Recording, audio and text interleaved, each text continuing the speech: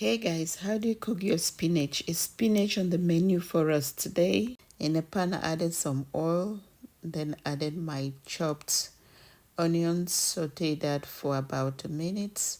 Then went ahead and added my chopped tomatoes, allowed that to saute for about a minute or so. Once my tomato was completely sauteed, I went ahead and added my protein of choice. In this case, I used beef, cow leg, turkey. I'd already pre-cooked that in another pot, so I just went ahead and added into the tomato and onion mixture.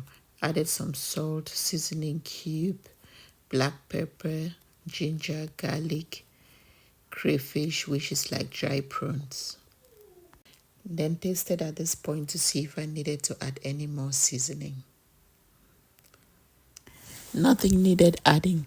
For this recipe, I'm using frozen spinach, so I allowed the spinach to thaw, then squeezed out the excess water.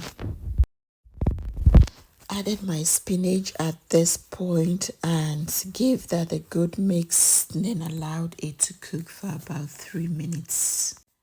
And my delicious pot of spinach was all ready to be consumed. We paired this with boiled ripe plantains, so you can have it with any carbohydrate of your choice.